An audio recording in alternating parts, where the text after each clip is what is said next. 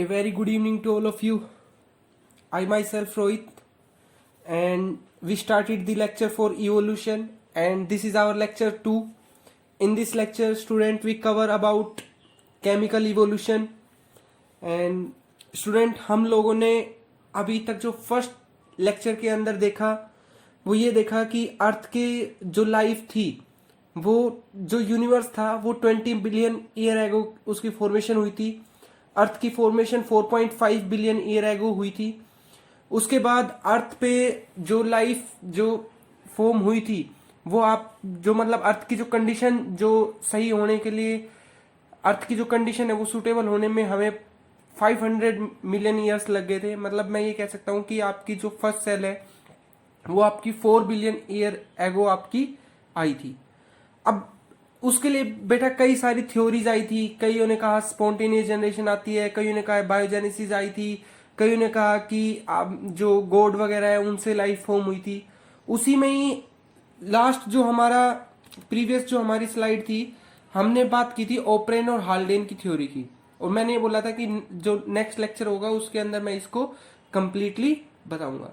तो बेटा ओप्रेन और हाल्डेन जो थे, इन दोनों साइंटिस्ट ने क्या कहा कि जो प्री एग्जिस्टिंग लाइफ है, जो लाइफ है वो बेसिकली कैसे बनी है, वो पहले इनऑर्गेनिक फॉर्म में थी और अब कैसे बनी है, आपकी ऑर्गेनिक फॉर्म में बनी है. मतलब पहले कैसे थी आपकी केमिकल फॉर्म में थी और फिर आपकी कैसे हुई, आपकी बायोलॉजिकल फॉर्म में आई है. तो इन्होंने क्या किया बेटा, अपने इवोल्यूशन को बेटा इन्होंने दो टर्म में तोड़ दिया था. अपने इवोल्यूशन को बेटा इन्होंने दो पार्ट में तोड़ दिया था. एक केमिकल इवोल्यूशन और एक बायोलॉजिकल इवोल्यूशन. कहने का मतलब यह है कि जो लाइफ है पहले इनऑर्गेनिक मटेरियल के अंदर थी, जिससे कार्बन, हाइड्रोजन, नाइट्रोजन इनसे बनी है, और फिर वो बायोलॉजिकल रूप में उसने अपना रूप लिया है. ठीक है ना. तो इसमें बेटा बेसिकली केमिकल इवोल्यूशन को हम स्टार्ट करते हैं. केमिकल इवोल्यूशन होता क्या है कि आपका इनऑर्गेनिक मॉलिक्यूल से अगर आप ऑर्गेनिक मॉलिक्यूल्स बनाते हो तो उसको मैं क्या बोलता हूं, केमिकल इवोल्यूशन बोलता हूं. कहने का मतलब ये है, आपका जो ओप्रेन और हाल्डेन थे उन्होंने क्या कहा कि जो आपकी लाइफ है वो पहले जो आपके केमिकल मॉलिक्यूल है, जैसे मान लो कार्बन हो गया, हाइड्रोजन हो गया, ऑक्सीजन हो गया, फास्फोरस हो गया, ठीक है, इनसे क्या बने हैं, इनसे आपके हायर मॉलिक्यूल बने हैं. जैसे H2 हो गया, ठीक है ना, H2O हो गया, ठीक है, H2O हो गया, CH4 हो गया, ठीक है, CH4 हो गया. और इन सारे मॉलिक्यूल से बाद में क्या बने हैं, आपकी शुगर बनी है आपका, ठीक है, शुगर बनी है, न्यूक्लिक एसिड बने हैं, प्रोटीन बने हैं, ठीक है. उनसे आपके हायर आपके प्रोटीन, फैट वगैरह बने, प्रोटीन बना, फैट बना, ठीक है, आपके बायोमोलिक्यूल्स बने, न्यूक्लिक एसिड बने, RNA, DNA बना, ठीक है, और फिर उनसे क्या बनी है, आपकी लाइफ फॉर्म हुई है. तो ये बेटा जितना भी प्रोसेस है ये आपका क्या है, केमिकल इवोल्यूशन है. ठीक है, केमिकल इवोल्यूशन है. और फिर आपके प्रोटीन वगैरह बनने के बाद जो आपकी सेल मॉडिफाइड होती है उसको मैं क्या बोलता हूँ, बायोलॉजिकल इवोल्यूशन बोलता हूँ. तो बेसिकली फर्स्ट क्या है, आपका केमिकल इवोल्यूशन है. अब बात ये होती है कि ये जो सिंपल आपकी गैसेस थी, इनसे हायर लेवल की गैसेस आपकी कैसे बनी. इन गैसेस से आपके जो बायोमोलिक्यूल्स हैं, जैसे मान लो आपका न्यूक्लिक एसिड हो गया, प्रोटीन्स हो गए, फैटी एसिड्स हो गए, नाइट्रोजन बेस हो गए, वो किस तरीके से बने. ठीक है ना, वो हम किसके अंदर पढ़ेंगे बेटा, केमिकल इवोल्यूशन के अंदर पढ़ेंगे. ठीक है. तो बेटा केमिकल इवोल्यूशन जो है हम लोगों ने अर्थ के ऊपर, अभी तक हम लोगों ने जहां अर्थ छोड़ के आए हैं, हम लोगों ने प्रीवियस लेक्चर में हम लोगों ने ये देखा कि अर्थ का टेम्परेचर बहुत ज्यादा था, अर्थ के ऊपर ऑक्सीजन नहीं थी. दूसरा, अर्थ के ऊपर ऑक्सीजन नहीं थी, हाई टेम्परेचर था, और अर्थ के ऊपर क्या हो रहा था, वोल्केनिक इरप्शन हो रही थी. तो अब ये तीन कंडीशन कौन कौन सी तीन कंडीशन. एक तो अर्थ के ऊपर टेम्परेचर बहुत ज्यादा था. दूसरा, अर्थ के ऊपर वोल्केनिक इरप्शन बहुत ज्यादा हो रहे थे. ठीक है. तीसरा, आपका जो ऑक्सीजन है वो अब्सेंट है. ये तीनों कंडीशन को आपको ध्यान में रख के इन कंपाउंड से, नॉर्मल कंपाउंड से आपको बायोमोलिक्यूल्स बनाने हैं. ठीक है. ओप्रेन और हाल्डेन तो बोल दिया था कि इस तरीके से बनते हैं. फिर बेटा उस टाइम पे एक साइंटिस्ट आए, पहले मैं आपको एक चीज और बता देता हूँ ओपरेन और हाल्डेन के बारे में, एक चीज और बता देता हूँ। देखो इस तरीके से ओपरेन और हाल्डेन ने बताया कि आपका जो है केमिकल इवोल्यूशन और बायोलॉजिकल इवोल्यूशन हुआ है। ये मैं आपको बायोलॉजिकल इवोल्यूशन बोल रहा हूँ, और ये जो है आपका, ये क्या है आपका केमिकल इवोल्यूशन है। मतलब सिंपल जो आपकी कंपाउंड है उनसे आपको क्या बनाने हैं, बायोमोलिक्यूल्स बनाने हैं। तो ओपरेन और हाल्डेन ने ये कहा कि आपका इवोल्यूशन 2 स्टेप में हुआ, पहला केमिकल इवोल्यूशन हुआ और फिर बाद में क्या हुआ, आपका बायोलॉजिकल इवोल्यूशन हुआ है। ठीक है, ठीक है। मतलब जैसे मान लो आज एक सेल है, वो सेल आपकी बाद में अगर चेंज होती है, प्रोकैरियोट यूकैरियोट उससे बढ़िया कोई स्ट्रक्चर बनाती है, तो वो आपका बायोलॉजिकल इवोल्यूशन। लेकिन वो सेल बनी कैसे, कार्बन से बनी, हाइड्रोजन से बनी, नाइट्रोजन से बनी, वो आपका क्या होगा, केमिकल इवोल्यूशन की कैटेगरी में आएगा। इससे पहले बेटा एक बात मैं आपको बता दूं ओपरेन और हाल्डेन के बारे में। ओपरेन और हाल्डेन के बारे में दोनों आपके साइंटिस्ट इंपॉर्टेंट है। ओपरेन जो है बेटा, ओपरेन जो है, जो ओपरेन है वो बेसिकली आपका जो ओपरेन है वो आपका रहने वाला कहाँ का था, जो ओपरेन है वो आपका रहने वाला कहाँ का था बेटा, ओपरेन आपका रहने वाला था बेटा, ओपरेन था आपका रहने वाला रशिया का। ठीक है, रशिया का था, ये बात ध्यान रखनी है। दूसरी बेटा इसने एक बुक लिखी थी, इसने एक बुक लिखी थी ओरिजिन ऑफ लाइफ। ये बात बेटा आपको ध्यान रखनी है। कौन सी बुक लिखी थी, origin of life, origin of life.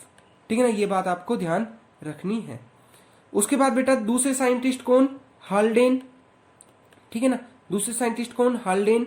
इन्होंने क्या बताया था, इन्होंने क्या बताया था, इन्होंने क्या बताया था, सॉरी ये कहाँ के थे, ये आपके बेटा इंग्लैंड के थे, इंग्लैंड के थे। ठीक है, इंग्लैंड के थे, और ये बाद में कहाँ पे आए, इंडिया के अंदर आए थे।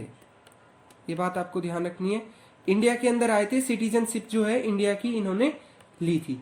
और ये क्या थे, एक बायोलॉजिस्ट थे, एक जेनेटिक्स की स्टडी करने वाले बंदे थे।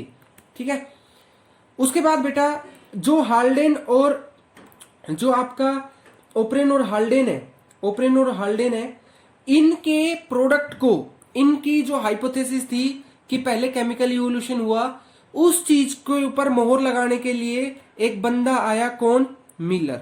एक बंदा आया, कौन, मिलर। ठीक है ना, एक बंदा आया जिसने ओपरेन और हाल्डेन के बारे में बताया बेटा। जो मिलर है वो एक बायोलॉजिस्ट थे, और वो कहाँ के रहने वाले थे बेटा, आपके अमेरिका के रहने वाले थे, अमेरिका के रहने वाले थे। और इन्होंने बेटा ओरिजिन ऑफ लाइफ की जो एक्यूरेट, जो आपकी जैसे पहले केमिकल इवोल्यूशन हुआ उसकी अपनी थ्योरी दी थी। ठीक है ना, मिलर एक्सपेरिमेंट के नाम से जाना जाता है इसका एक्सपेरिमेंट। तो इसने बेसिकली बेटा किसको यूज किया, जो ओपरेन और हाल्डेन ने जो बात कही उसको यूज किया। ओपरेन और हाल्डेन, देखो अभी तक हम क्या बता के आए थे कि एक क्या है, नीचे हमने एक सी वाटर बना दिया था, सी वाटर बना दिया था, एक अर्थ के ऊपर नीचे एक सी वाटर बना दिया था। सी वाटर टेम्परेचर बहुत ज्यादा है तो सी वाटर का क्या होगा, आपका इवेपोरेशन होगा। और एयर में आपकी कई सारी गैसेज है, एयर में आपकी कई सारी गैसेज है, और अर्थ के ऊपर क्या होती रहती है, आपकी इलेक्ट्रिसिटी, आपकी जो है वोल्केनिक इरप्शन और इलेक्ट्रिसिटी आपकी जनरेट होती रहती है, मतलब लाइटिंग होती रहती थी। ठीक है ना, ये कंडीशन अभी हम पीछे देख के आए हैं कि जो हमारी अर्थ है उसकी कंडीशन कैसी थी। दूसरा ऑक्सीजन नहीं था, ठीक है ना, दूसरा ऑक्सीजन नहीं था, टेम्परेचर बहुत ज्यादा था, वोल्केनिक इरप्शन हो रही थी, और जो सी था उसका जो वाटर था उसके अंदर आपका वाटर आ चुका था, और जो वाटर है अर्थ बहुत ज्यादा गर्म होने की वजह से वाटर जो है इवेपोरेट भी होता था। ठीक है ना, तो जो वाटर है बेटा ऊपर हवा में वाटर वेपर की फॉर्म में प्रेजेंट होता था। ठीक है, वाटर वेपर की फॉर्म में प्रेजेंट हुआ। तो बेटा एक आपके पास एयर है और एक आपके पास नीचे सी वाटर है। तो ये दो कंडीशन बेटा मिलर ने ली अपने एक्सपेरिमेंट के अंदर।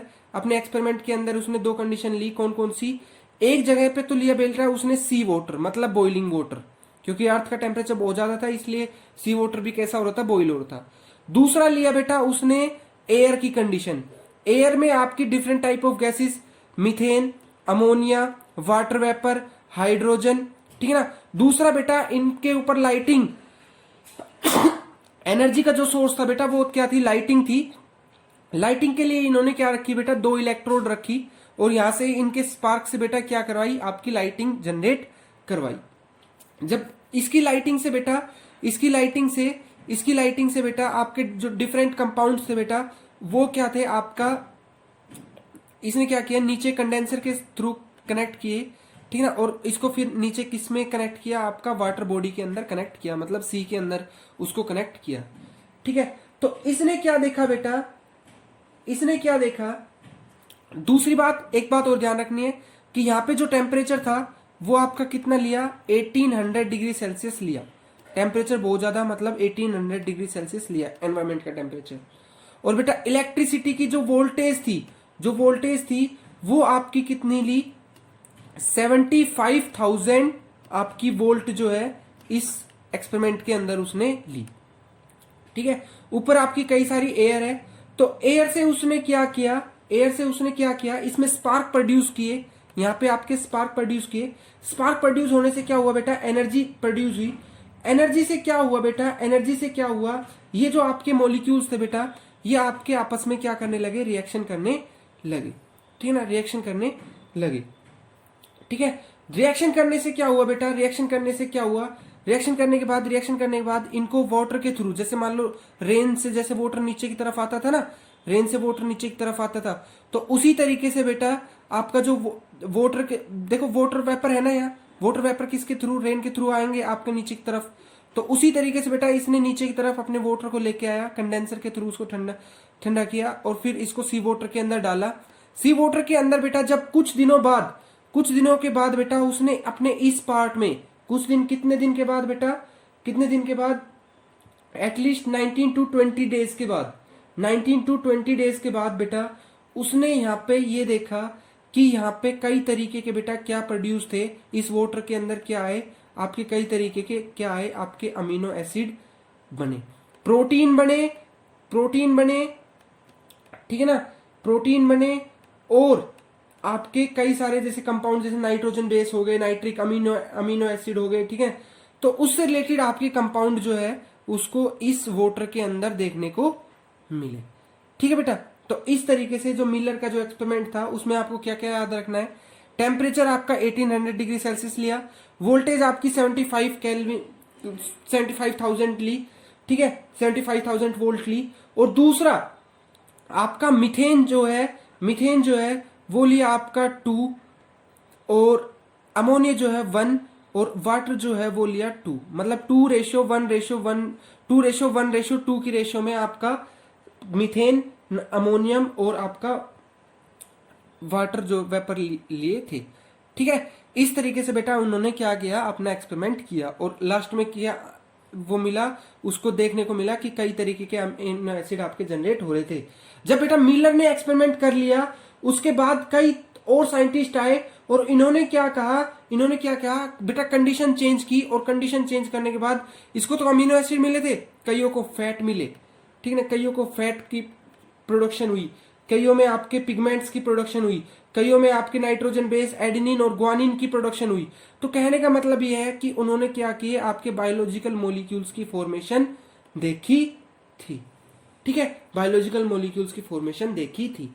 तो बेटा अभी तक हमने क्या देखा कि ऑर्गेनिक मॉलिक्यूल्स की केमिकल रिएक्शन देखी, ठीक है। उसके बाद बेटा आपका बात आती है, देखो अभी हमने जो है अपना जो नॉर्मल जो कंपाउंड जो आपका अमीनो एसिड है, ठीक है, फैट्स है, नाइट्रोजन बेस है, ठीक है, ये अभी तक हमारे क्या हुए, हमें एक सूप के जैसे एक सूप होता है ना उस तरीके से हमें मिल गए, ठीक है। उसके बाद बेटा बात आती है कि उनसे फर्स्ट सेल कैसे बनी, मतलब अब मैं बात कर रहा हूं किसकी, बायोलॉजिकल इवोल्यूशन की, कि अभी तक मेरे पास अमीनो एसिड आ गए, ठीक है ना, और ये क्या है आपका नॉर्मल आपके वाटर के अंदर, सी वाटर के अंदर आपका है, ठीक है, नॉर्मल सी वाटर के अंदर आपके अमीनो एसिड है, फैट है, ठीक है ना, फैट है, आपके नाइट्रोजन बेस है, ये आपके अभी तक आपके सी वाटर के अंदर आ गए। अब बात आती है कि इनसे जो है वो सेल, आपकी फर्स्ट सेल कैसे बनी। जो बेटा फर्स्ट सेल है उसको मैं बोलता हूं प्रोटोबायोन्ट। अब बेटा देखो जो अमीनो एसिड होते हैं वो बेसिकली क्या करते हैं, उनकी आपको पता होगा कि उनके पास दो रीजन होते हैं, एक हाइड्रोफोबिक,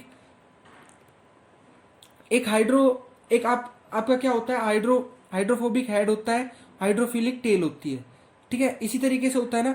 तो ये इन्होंने क्या किया बेटा, इन्होंने क्या किया, देखो आपका आपका अगर आपको एक नेचुरल सेल बनानी है, ठीक है, तो उसके लिए बेटा अगर आपको कोई भी ऑर्गेनिज्म डेवलप करना है तो उसको एक ऐसा एनवायरनमेंट चाहिए जो बेटा आपका जो बाहर का जो एनवायरनमेंट है, सी का जो एनवायरनमेंट है उससे अलग हो। आपने देखा होगा कि जो सेल है, सेल के अंदर का जो एनवायरनमेंट है वो आपका अलग होता है, ठीक है ना, उसी के अंदर आपका जेनेटिक मटेरियल जो है वो प्रेजेंट होता है। तो इसलिए बेटा पहली टास्क ये थी फर्स्ट सेल की बनने के लिए कि उसको एक ऐसा एक ऐसा एक ऐसा एक ऐसा रेप्लिकेटर चाहिए, एक ऐसा सेल्फ रेप्लिकेटर चाहिए जो खुद अपने आप को रेप्लिकेट कर सके, मतलब एक ऐसा जेनेटिक मटेरियल चाहिए जो अपने आप को रेप्लिकेट कर सके।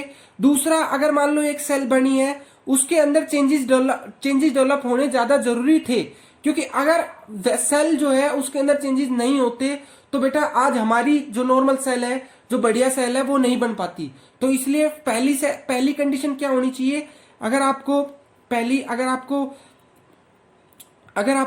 पहली सेल बनानी है, अगर आपको सेल बनानी तो पहली कंडीशन क्या होनी चाहिए कि जो सेल है उसको आपको एक ऐसी कंडीशन देनी है जो बाहर की कंडीशन से बचा सके। आपका जेनेटिक मटेरियल ऐसी जगह होना चाहिए जो बाहर की कंडीशन को बचा सके। दूसरा, आपका जेनेटिक मटेरियल ऐसा होना चाहिए जो बार बार उसके अंदर म्यूटेशन हो सके ताकि चेंजेस आ सके। अगर बेटा चेंजेस नहीं आते तो हमारी जो सेल है वो पहले वाली सेल की तरह रहती, ठीक है ना, कोई मॉडिफिकेशन नहीं होती, हम भी प्रोकैरियोट्स की तरह रहते। तीसरी रिक्वायरमेंट क्या है कि इस सेल के अंदर बेटा आपका एनर्जी का सोर्स होना चाहिए, ठीक है ना, एनर्जी का सोर्स होना चाहिए। तो बेटा इन रिक्वायरमेंट्स को पूरा करते हुए एक सेल आपकी बनी। कैसे, जो बेटा आपके अमीनो एसिड्स थे वो आपको पता है, लिपिड्स वगैरह आपको पता है कि उसकी दो वो होती है, एक हाइड्रोफोबिक हेड होता है और एक हाइड्रोफोबिक हेड होता है, एक हाइड्रोफिलिक टेल होती है, ठीक है ना। तो ये क्या किए बेटा, इस तरीके से आपका एक गोल, इस तरीके से आपकी गोल चक्कर में इस तरीके से आपकी फॉर्मेशन कर लेते हैं, ठीक है ना, फॉर्मेशन कर लेते हैं। तो इससे क्या होगा बेटा, आपका वोटर तो आपका बाहर रह जाएगा और अंदर क्या होगा बेटा, एक ऐसा एनवायरनमेंट मिलेगा जिसमें आपका जो न्यूक्लिक एसिड वगैरह होते हैं, जैसे डबल मेम्ब्रेन स्ट्रक्चर होता है ना आपका, किसका, प्लाज्मा मेम्ब्रेन का, उसी तरीके से बेटा इन्होंने अपना स्ट्रक्चर बनाया इस तरीके से, ठीक ना। अंदर क्या हुआ फिर बेटा, हमारा जेनेटिक मटेरियल जो है वो अच्छी तरीके से अपना काम करने लगा। अब बेटा बात ये हुई कि ये भी जो सेल है बेटा दो तरीके की बनी, अलग अलग साइंटिस्ट ने बेटा अलग अलग तरीके की सेल बना के देखी, ठीक है, अलग अलग तरीके की सेल बना के देखी। अभी सेल का सिर्फ कवरिंग बना रहे हैं, सेल के अंदर अभी कुछ नहीं डाला है, अभी सिर्फ सेल के अंदर बाहर का बना के देख रहे हैं कि किस तरीके का होगा। तो बेटा पहले जो आपके जो ओपरेन और हाल्डेन थे, उन्होंने क्या कहा कि एक कंपाउंड बनाया कोजरवेट्स कैसे बनाए, कोजरवेट्स इन्होंने कैसे बनाए,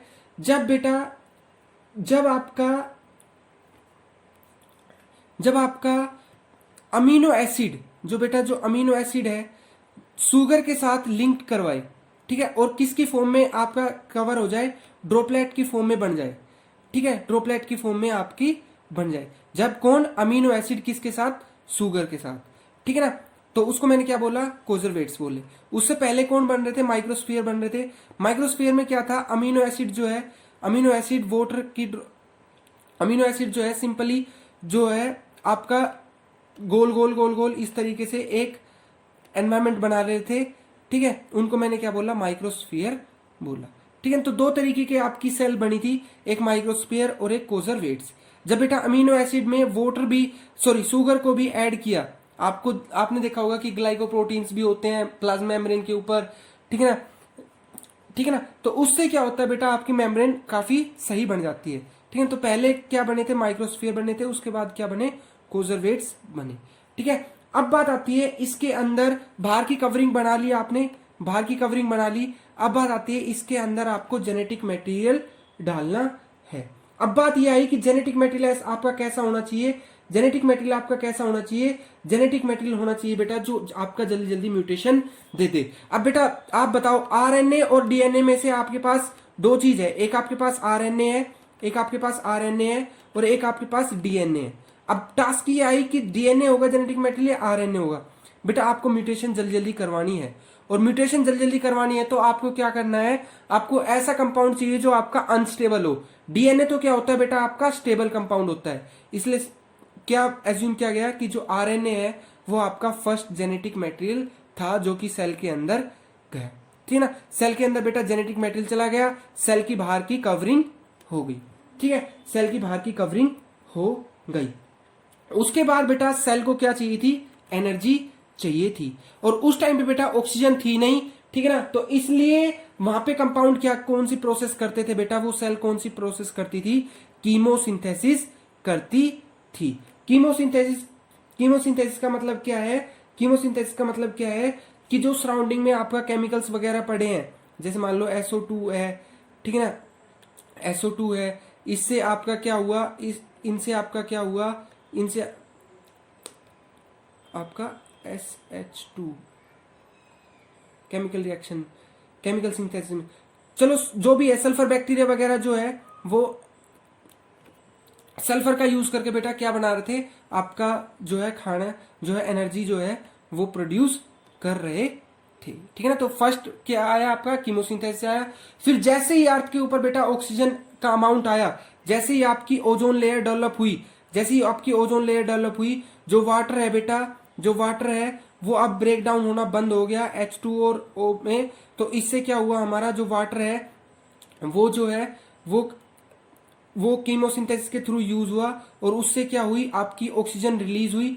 ठीक ना, देखो जैसे आपका कीमोसिंथेसिस में वाटर अगर यूज हो रहा है तो यहाँ पे मेरा 6 आपका O2 जो है इवोल्व हुआ, और इस O2 जो बेटा O2 है जब ये इवोल्व होने लगा तो इससे क्या हुआ बेटा, मेरी जो फोटोसिंथेसिस है वो भी डेवलप हुई।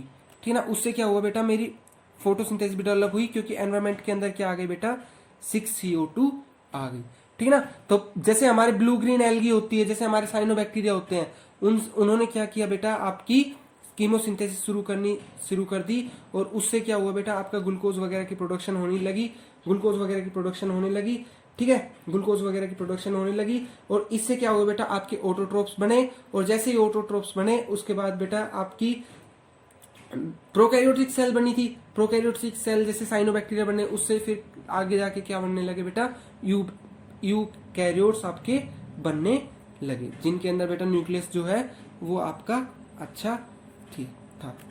ठीक है, आई होप बेटा आप लोगों को लेक्चर समझ में आया होगा। एक बार दोबारा से रिवाइज करा देता हूं, सबसे पहले बेटा दो साइंटिस्ट ओपरेन और हाल्डेन ने कहा कि केमिकल सिंथेसिस और बायोलॉजिकल सिंथेसिस की वजह से आपका इवोल्यूशन हुआ। केमिकल इवोल्यूशन जो है बेटा वो बेसिकली आपका क्या होता है, नॉर्मल केमिकल कंपाउंड से आपको बायोमोलिक्यूल्स बनाने हैं। ठीक है, इसके लिए आपको कंडीशन बताई कि कौन कौन सी कंडीशन जो आपकी पहले अर्थ के ऊपर कंडीशन थी वो ही आपको रखनी है। उस चीज को रखते हुए मिलर ने अपना काम एक्सपेरिमेंट किया, और ये देखा कि जो बॉइलिंग वाटर था उसके अंदर बेटा आपके बायोमोलिक्यूल्स बनने लगे। बायोमोलिक्यूल्स बनने के बाद बेटा बायोमोलिक्यूल्स तो बन गए, अब बात थी सेल बनाने की। तो पहले हमने क्या बनाई, सेल की कवरिंग बनाई। सेल की कवरिंग दो तरीके की बनी। कैसी, एक माइक्रोस्फीयर बोला और एक कोजरवेट्स बोला। माइक्रोस्फीयर तो क्या होता है, सिर्फ अमीनो एसिड आपके क्या हो, आपके बाहर जो है वो गेट बना रहे हो। ठीक है ना, और उसमें क्या था आपका, कोजरवेट्स में क्या था कि अमीनो एसिड प्लस शुगर जो है वो आपका बाहर की मेम्ब्रेन जो है वो बनाते हैं, लिपिड्स वगैरह जो है लेयर बनाते हैं। ठीक है, उसके बाद कीमोसिंथेसिस में उसके बाद क्योंकि उस टाइम पे ऑक्सीजन तो डेवलप हुई नहीं थी, तो इसलिए केमिकल्स का यूज करके ही ऑर्गेनिज्म क्या कर रहे थे बेटा, कीमोसिंथेसिस कर रहे थे। उसके बाद क्या डेवलप हुई बेटा, फोटोसिंथेसिस डेवलप हुई, और फोटोसिंथेसिस जैसे डेवलप हुई वैसे ही प्रोकैरियोटिक सेल डेवलप हुई, और प्रोकैरियोटिक सेल फिर बाद में किस में डेवलप हुई बेटा, यूकैरियोटिक सेल के अंदर डेवलप हुई। ठीक है, तो इस तरीके से बेटा हमारी जो है वो सेल की फॉर्मेशन हुई। आई होप बेटा आप लोगों को ये जो लेक्चर है समझ में आया होगा। अगर कोई भी दिक्कत आती है तो बेटा आप कमेंट बॉक्स में लिख सकते हो। Okay, thank you guys, thank you so much.